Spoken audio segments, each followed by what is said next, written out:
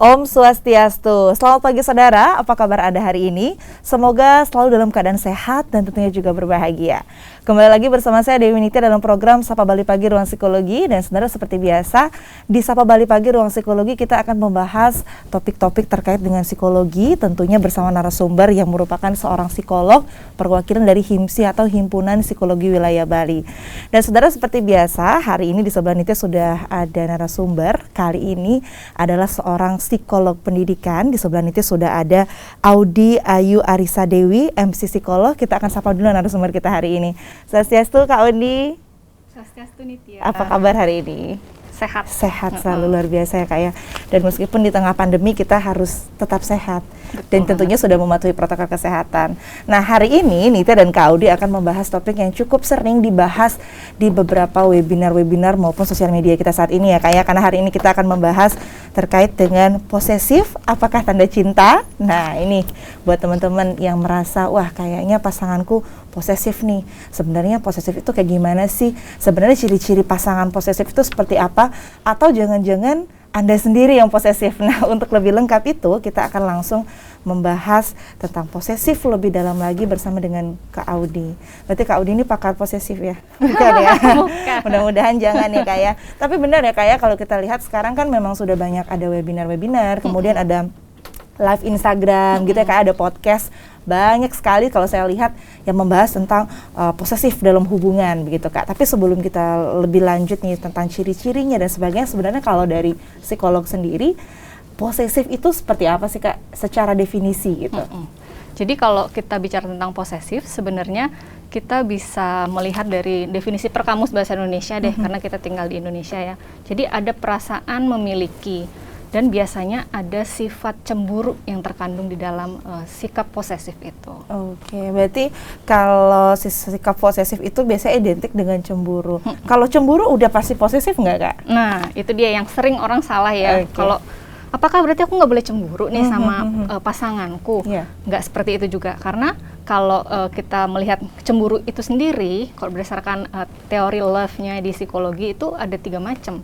Jadi cemburu yang reaktif, karena emang mungkin pacar kita suka nge-like foto yang lawan jenis, foto lawan jenis, terus kita lihat aku cemburu nih karena dia nge-like foto lawan jenisnya, itu wajar kan. Jadi reaktif karena ada sesuatu yang dilakukan pasangan, kemudian menimbulkan respon cemburu. Kemudian ada cemburu yang cemas karena ada pemikiran-pemikiran, wah nanti dia nge-like jangan-jangan karena dia suka ya. Pernah nggak sih kita dengar teman kita atau kita sendiri ngalamin kayak gitu? Jadi ada perasaan kita cemas karena mungkin pasangan kita itu tertarik sama lawan jenis yang dia like.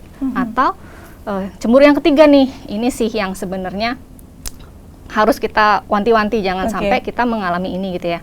Cemburu yang posesif, ada perasaan kita memiliki seutuhnya pacar kita. Jadi secara kepemilikan nih dia itu hanya untukku, padahal kita tahu ya kalau manusia itu punya berbagai macam kepemilikan. Kayak kita milik keluarga kita, kita milik teman kita juga, ya betul, kita juga milik pasangan kita, seperti itu. Nah, yang posesif ini ada di kategori kecemburuan yang terlalu berlebihan, seperti itu. Oh gitu, pemirsa, berarti sebenarnya cemburu itu salah satu bentuk respon dalam setiap hubungan. Selama dia tidak berlebihan atau masuk ke posesif, berarti cemburu itu masih wajar gitu ya? Iya, makan harus kan. Coba kita punya pacar terus pacar kita nggak cemburu, gimana rasanya kita? Salah lagi ya? Iya. Tanya-tanya lagi, ini sebenarnya dia sayang nggak sih sama kita gitu ya? Tapi benar-benar. Jadi posesif itu masuk ke kategori cemburu yang berlebihan gitu ya. Oke, nah tadi kan disebutkan juga kalau secara definisi itu bentuk ada larangan juga gitu ya Kak ya.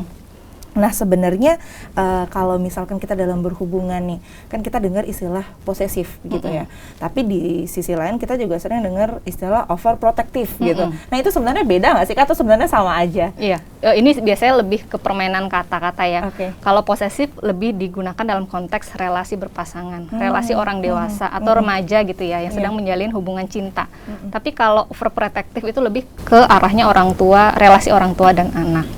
Ketika melarang, kita kan juga mungkin pernah gitu ya, punya pengalaman orang tua kita banyak melarang, nggak boleh ini, nggak boleh itu, nggak boleh ketemu si A, si B, si C.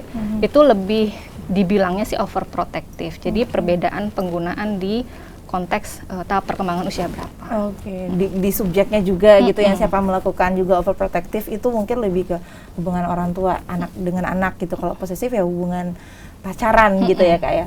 Oke, nah kan kita juga perlu tahu nih Kak, sebenarnya perilaku posesif itu baik atau enggak. Tapi sebelum dijawab, saya ada tayangan beberapa pendapat masyarakat terkait dengan posesif. Apakah sebenarnya posesif itu tanda cinta atau enggak? Kita akan saksikan tayangan berikut ini.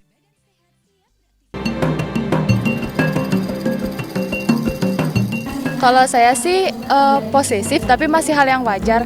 Kayak nggak terlalu gimana ya, kayak terlalu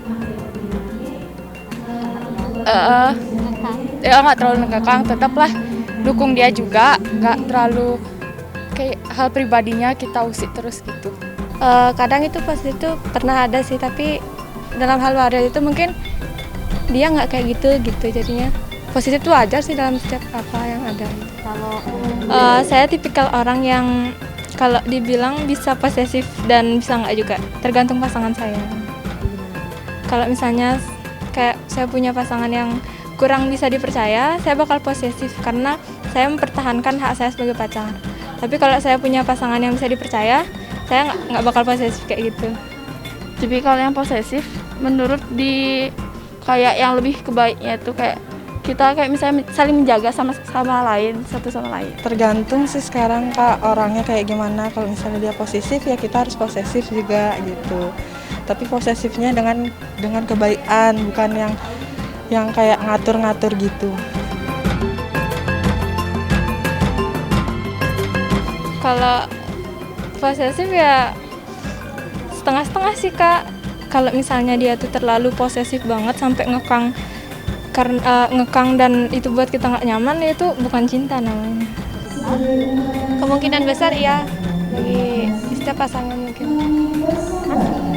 Tanda cinta menurut saya karena kita bisa kayak menjaga satu sama lain, kayak misalnya kayak nggak kelewatan batas gitu loh, kayak misalnya keluar malam lah, kayak misalnya minum-minum gitu, kayak misalnya kita bisa jaga sendiri gitu loh, jaga pasangan sama lain. Beda. Kalau cinta itu kan sekedar kita cinta gitu. Kalau sayang berarti kan kita memperhatikan dia gitu. Iya, itu dia tadi tayangan beberapa pendapat generasi muda gitu ya soal posesif sebenarnya tanda cinta atau enggak. Kak Udi udah lihat ya Kak ya, itu ada banyak sekali pendapat. Ada yang bilang posesif bagus gitu ya, tanda cinta. Ada yang bilang enggak tanda cinta. Nah, kalau Kak Udi sendiri gimana nih menanggapi pendapat masyarakat soal itu? Ya, banyak banget ya kita ngelihat reaksi masyarakat dan memang biasanya kalau ditanya kamu termasuk orang posesif atau enggak, pasti bilangnya tergantung orangnya, tergantung lawan jenisnya. Jadi benar-benar situasional gitu ya. Dan kebanyakan sih orang sebenarnya nggak terlalu sadar bahwa dia posesif. Dia merasanya itu karena aku care sama pasanganku, itu karena aku peduli sama pasanganku seperti itu. Jadi merasa oh ini bukan tindakan yang posesif. Tapi nanti kan kita akan bahas lebih dalam penggunaan kata posesif yang tepat itu seharusnya pada perilaku seperti apa sih. Jadi biar kita nggak salah nih membedakan antara cemburu sama posesif. Kayak yang tadi disebutkan di awal, cemburu itu boleh banget dalam berpacaran, itu sesuatu yang wajar. Cuman kalau posesif itu nanti dia akan ke arah merusak kesehatan mental seseorang, baik dirinya sendiri ataupun pasangannya kayak gitu. Baik. Berarti kalau kita bisa katakan tadi beberapa reaksi dari masyarakat ya generasi muda itu mungkin belum begitu paham apa bedanya cemburu dengan sifat posesif begitu ya Kak. Yang kita akan bahas lebih lanjut di segmen selanjutnya. Tapi sebelum itu Kak Udi, kan kita melihat saat ini banyak juga kasus-kasus kekerasan dalam hubungan. Apakah sebenarnya kekerasan baik itu verbal maupun fisik ini bisa diawali karena si tindakan posesif ini, Kak Udi? Bisa banget. Karena gini, awal-awalnya ketika pacaran kita gemes gitu ya. Waduh, aku diperhatiin, ditanyain nih udah makan, keluar jam berapa, keluar sama siapa. Kita ngerasa diperhatikan, tapi lama-lama kalau itu terjadi setiap hari, setiap minggu, setiap bulan, setiap menit, bahkan aku pernah punya klien setiap menit tuh katanya ditanya harus video call seperti itu capeknya katanya kan. Capek banget dan akhirnya lama-lama jadi risih. Jadi dari gemes jadi gerah kayak gitu kan. Gerah juga ditanyain kayak gitu. Nah, kita mesti ngelihat bahwa bentuk-bentuk perhatian itu seharusnya seperti apa sih? Apakah yang berlebihan seperti itu? Itu kayak kita udah dipasangin CCTV kan sebenarnya, ngikutin kemana-mana sama siapa aja kita keluar.